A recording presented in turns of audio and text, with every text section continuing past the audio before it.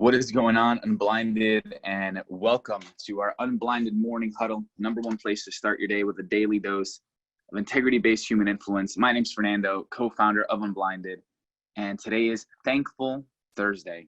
And on Thankful Thursday, I'm thankful for family, I'm thankful for time alone, I'm thankful for faith, and I'm thankful for all of you. So thank you so much for being here with all of us as we round off the end of another amazing week here in July. Incredible how half of the year of 2020 has passed us and acceleration is among us.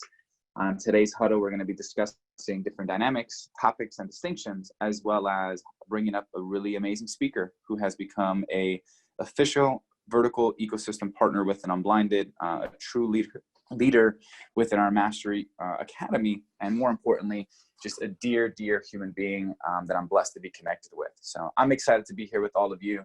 And as we always like to check in, we want to be on the pulse of everyone on here. And we've had people that have been here many times, and we have people that are new. So for everyone that has been here consistently, you know the drill. Let's lead by example. Let's share in the chat what we are thankful for. It creates energy, it creates a buzz, it gives people perspective into who you are, your personality, and what you're thinking about. Because every single week, even though you answer the same question, it might be completely different answer based on where your heart is. So what are you thankful for here today? Let's drop some things in the chat. What are we thankful for? It could be one word, it could be a sentence. What are you thankful for? I'm thankful for family, I'm thankful for God and faith, I'm thankful for alone time and thinking time. So what is it that we're thankful for? Let's drop a few notes in the chat so that we can go ahead and read them off and create that galvanized energy and show Sean who he's speaking to here today. So let's drop a few things in the chat as we get ready to kick off our Thankful Thursday and continue our movement here at Unblinded. So let's see some of the things we got going on in the chat. We are thankful for boundless opportunity. Thank you, Jack Reeder. We have Orlando saying good morning. We have Phoenix Marcone, thankful for God's presence in my life. Thank you for those words, brother. We have Dimple. What is going on, Miss Dimple? She is grateful for overcoming challenges. We have Jay Levine, thankful for the acceleration my team has had over the last 7 months. Absolutely so proud of you. Johnny Conrad, I'm thankful for family law attorneys. Chris Young is thankful for being healthy. We have Erica Siegel, thankful for Adam Gugino's share on the Mastery Huddle this morning. We have Orlando de los Santos. I'm thankful for waking up this morning, and I'm thankful for those that support me. Dr. Robin Crouch being able to reboot, and we have much more. So I see we have Hey, Sean good morning, Lockwood. Fernando. Hey, what's up, Sean? Hey, and I'm thankful for you, brother. I'm thankful for everybody out there. I'm thankful for all the people posting in the chat, moving that energy. And good morning on this Thankful Thursday. So for me, if I could share, Fernando and everybody, it was a deeply emotional night for me last night, which I'm thankful for. I cried for the at least half, if not the majority, as we had a very unique high school graduation celebration for my daughter. And I thought about walking the sidelines when my daughter was 5 years old, as she played in her first soccer game, and it was a co-ed game. It was in kindergarten. And she was so focused and intense with no amp up, ramp up, from anybody. Just it was her being at that point that she cried her entire first soccer game as she scored 7 goals. She scored 7 goals, and it was essentially her versus a boy on the other team with all the other kids kind of watching them and 5-year-olds like picking flowers.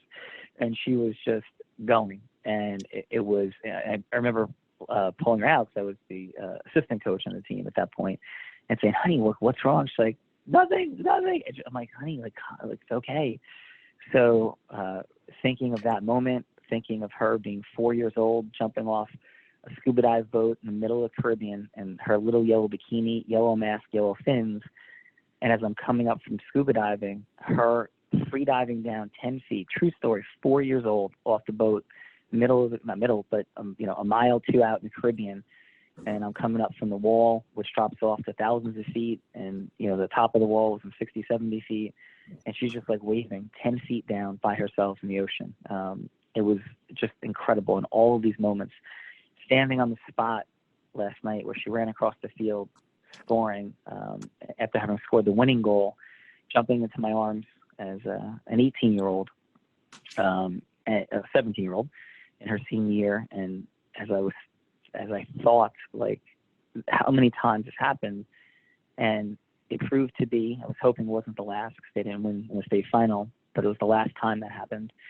And then standing on the spot that she scored in the goal that I had the privilege to score in my senior year in the league championship at the end, and just thinking about how blessed and how many moments like that we had: skiing, scuba diving, sitting, laughing, sports, crying, frustration, all of it.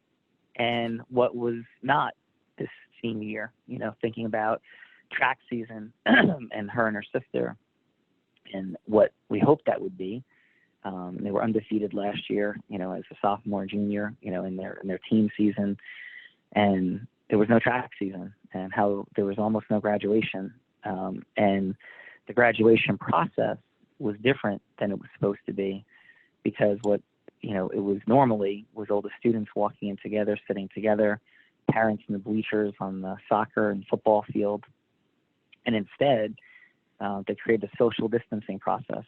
And in Emerson, the town where I went to school, their mom went to school, and all of them, you know, my children went to school and graduate from. It's a tiny school, that public school, where the kids are together in this little, you know, 7,500 person town, about 100 kids per class school, and they've been together since kindergarten, all of them.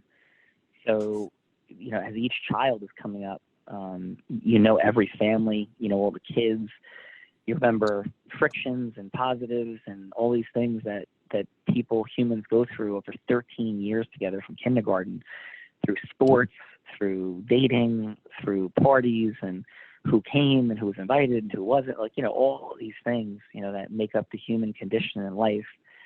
And last night, it ended up being incredibly special, and the superintendent of schools and the principal shared it and said the way it was structured was that there was social distancing, and all the families sat together, and you can only have 4 people plus you. And so it worked out just, you know, in an interesting way, where it was the siblings, you know, my daughter Emma, my son Tyler, and you know, Peggy, you know, Courtney's mom, you know, and I, the 5 of us, and the graduates sat right in front of you, and 4 parents, you know, the 4 family members sat together. And it was a really unique experience to have each child with their family and everybody sitting on the field together. And I'm just thankful. And I had so many magical moments and memories. And I also thought about all the things I sacrificed and all the decisions I made to do things that were completely uncomfortable. You know, all the times I got up at 3 o'clock in the morning so I could get out of work, you know, years ago at 3 p.m. to take them somewhere, do something, you know, whether it was a fun thing and, you know, going to friendlies, or it was a practice or a private lesson, or was leaving to go on a flight to go skiing somewhere, or just drive somewhere skiing, and all of those moments. And I guess on this Thankful Thursday, the core of what I would share from my heart is it's all worth it. You know, I wouldn't change anything that I did in terms of scheduling, and I missed nothing. And you really can create a life of balance. You really can. And sometimes it has to be consciously imbalanced.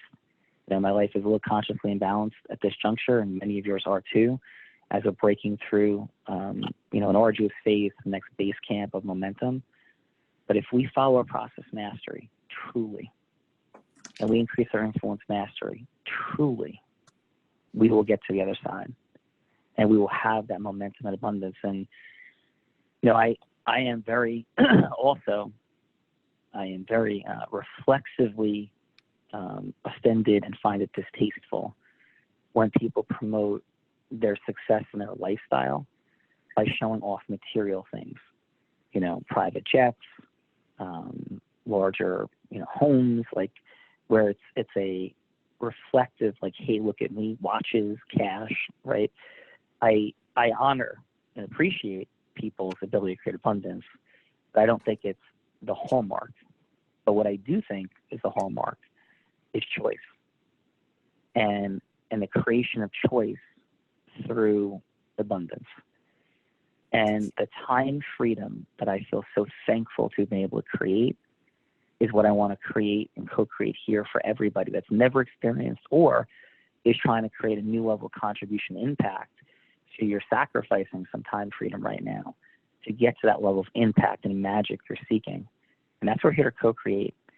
And choice is such a beautiful and powerful thing. You know, my kids were concerned Tony Robbins' houses this weekend. My goodness, I'm incredibly thankful to be doing that. You know, my kids are freaked out because there's a rescheduling, there's a modified prom for next weekend, and my kids don't want me getting sick. And there's Tony's house, and Florida corona cases are going crazy. But it was an amazing blessing to have choice to say, well, maybe then I just won't fly commercial, you know, and there's other choices. And to be having choice for vacations, for travel, for things that you can do is an amazing blessing in this life. And for those that want choice, like, it's here. And I'm gonna offer you one challenge for today. Actually, two. The challenge I want to offer is this. Never again say that you're confused or you don't understand.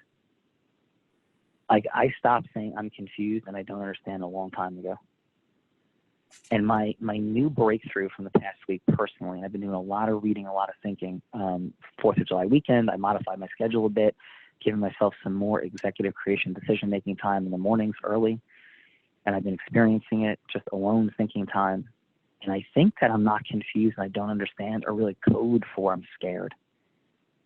They're code for I'm not acting and I want to distract myself and convince myself it's okay because I just don't understand. And what Andy shared yesterday, it's about being brave, right? It's about zone action, but zone action is about being brave, not smart and perfect. So being brave. And I'm going to make a new proposal and a boundary that if people want to ask a question, you have to share what you think it is. So the framework is going to be, hey, I think what I'm supposed to be doing is this. By the way, I'm not doing it because I'm scared. So I could use some self-mastery support. Like, what I think is happening, I have a limiting belief it's not going to work. And so I'm not acting and following process mastery. So my self-mastery is off.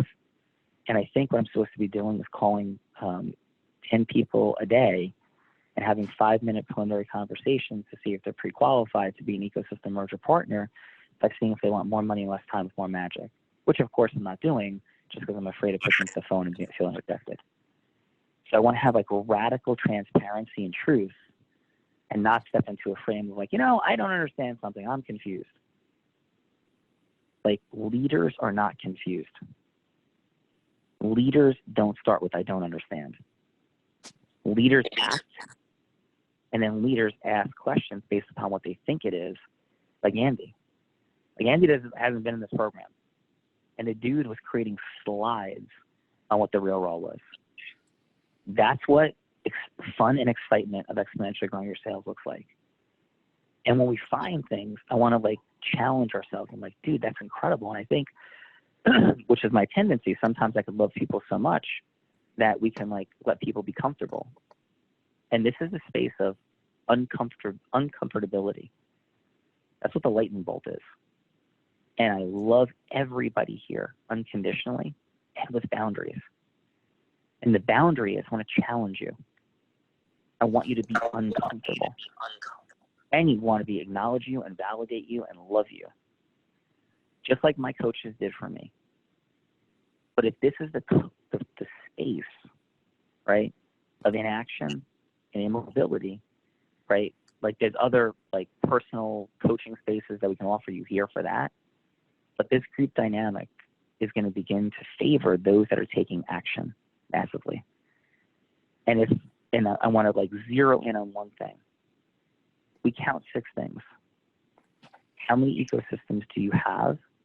And what are you doing to change it today? Like, how many ecosystems do you have? And what are you doing to change that number and grow it today? Like, zone action is present here in love. Because I want you to have choice that you want, not what I want. Because the choices I want and going to Tony Robbins' house are not the same like things I want to do with my free time and choices that he does. And no two of us are going to be alike. But here we offer you more money and less time with more magic. And that's what we're here to accelerate now. And it is present. And acceleration is happening. And if you feel like it's not happening for you, ask yourself exactly what are you not doing in your time blocking and why? What are you afraid of? And what are you going to do today to change that? So Fernando, as we come to final, what is present for you, brother, on this Thankful Thursday?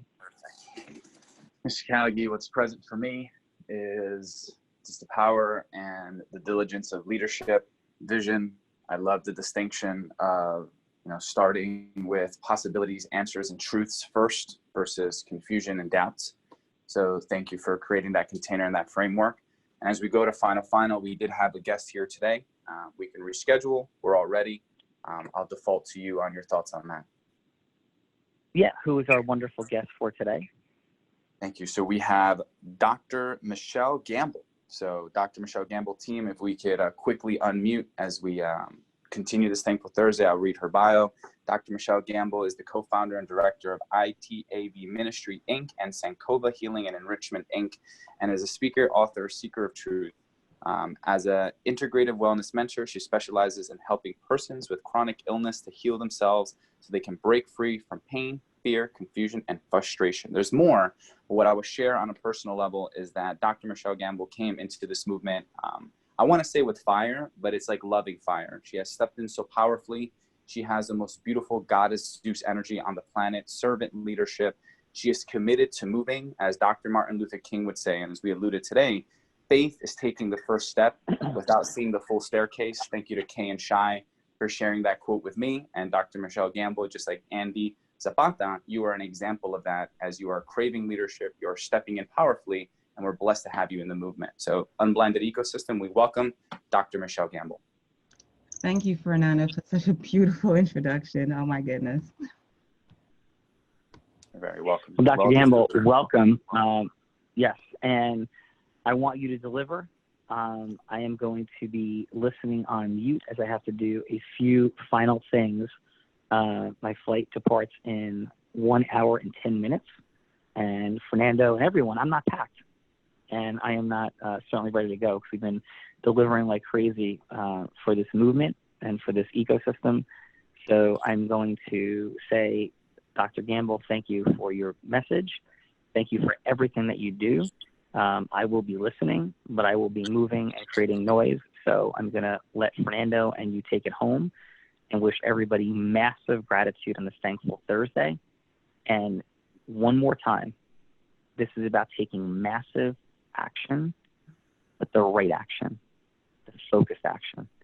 And the extent to which you feel this compulsion, right, to stop, to ask questions and find comfort, right, in another, like make another call and get more uncomfortable.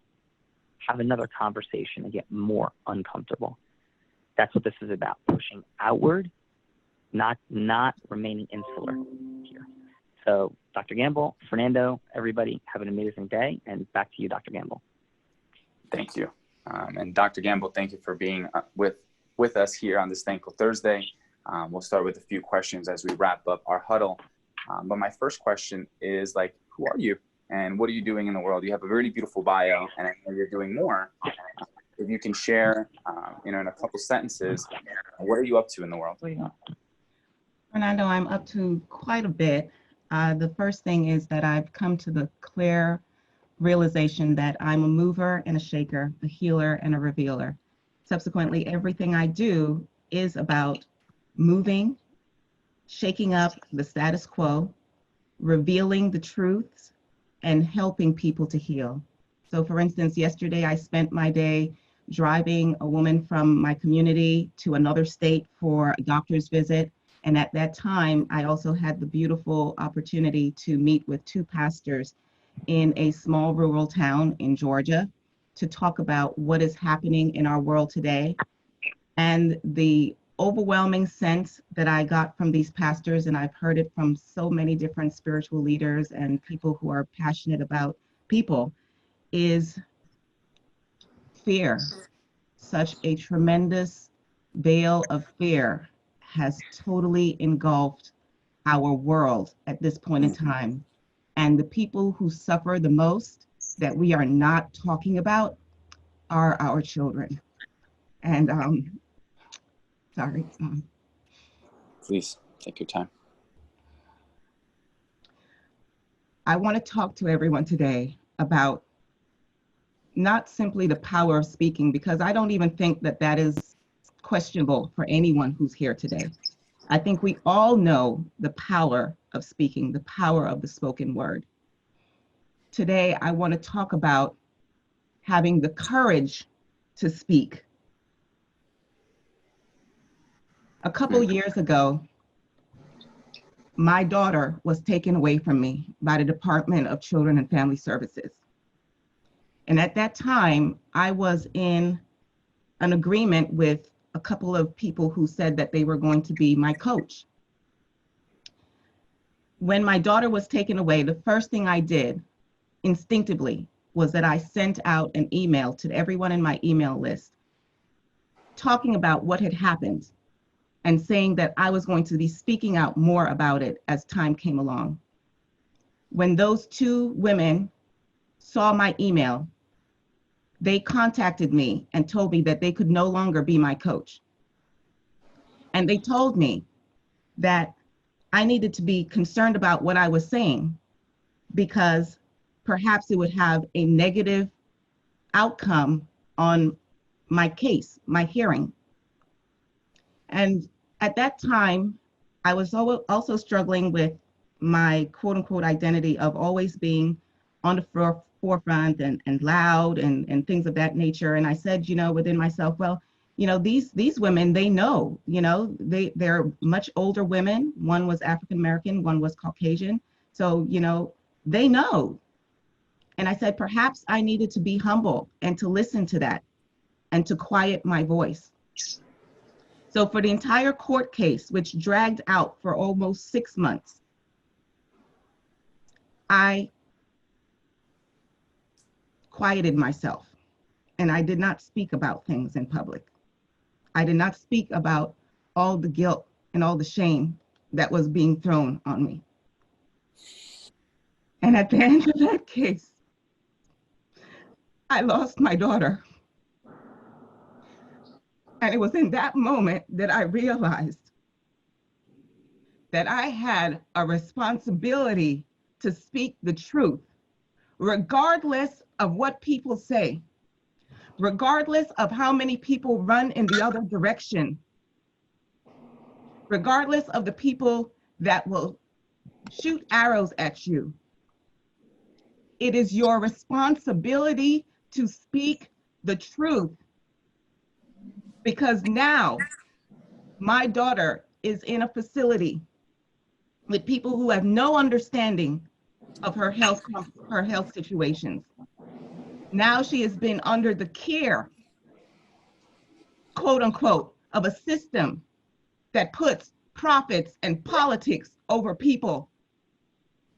So my daughter, in the course of care with them, became psychotic again because she was not getting the nourishment that I had customized for her. My daughter, under their care, quote unquote, gained over 90 pounds and went from a 100-pound, 5-foot tall little girl to 190 pounds. And it is up to us to say that it stops now. And yes, that makes me a target. And as I spoke to those pastors yesterday, the first thing they said is, Michelle, you don't understand where we are and the mentality of the people who are here.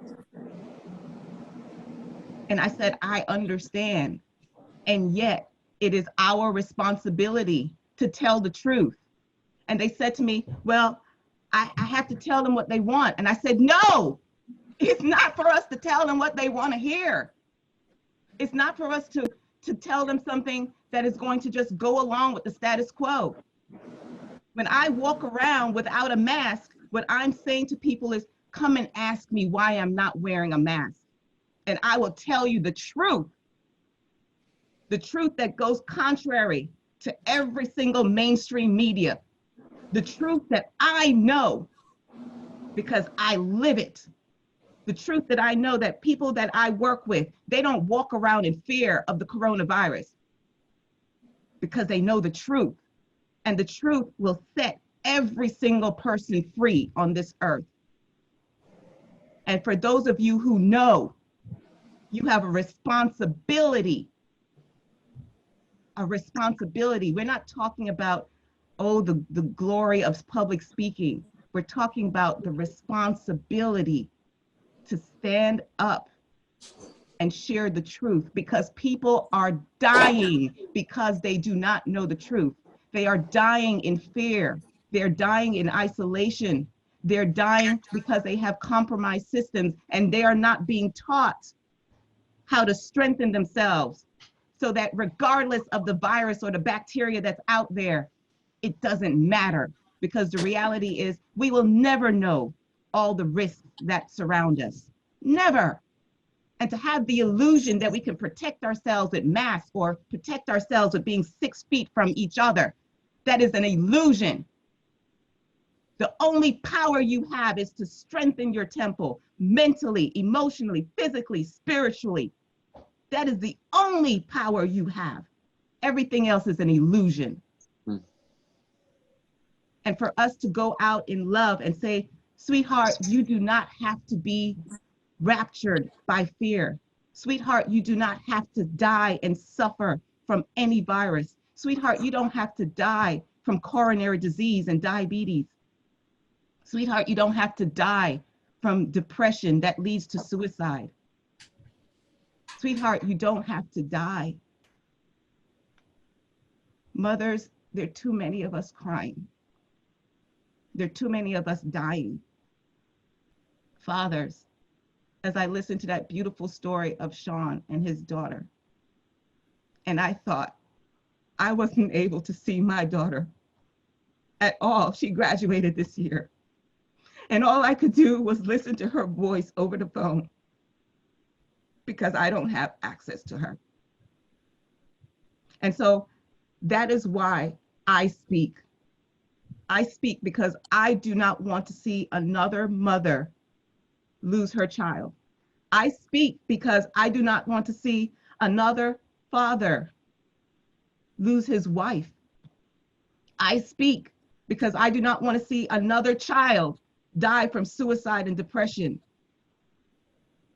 I speak because it is my responsibility.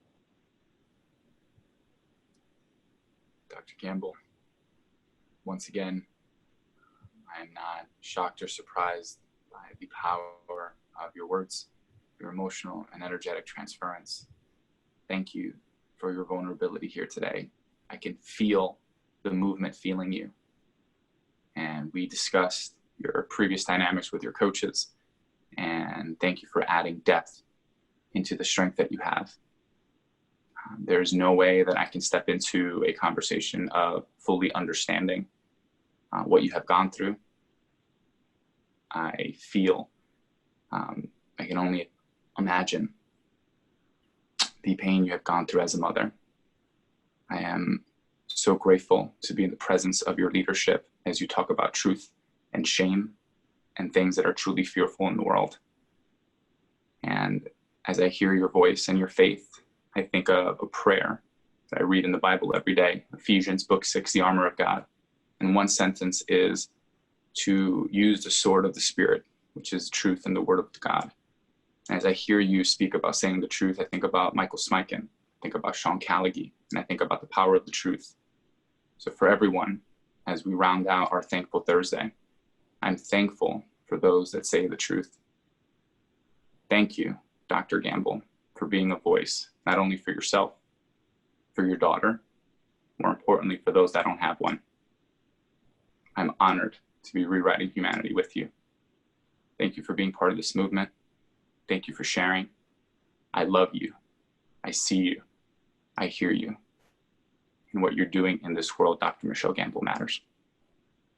I love you all, and enjoy the rest of your Thankful Thursday. Thank you, everyone.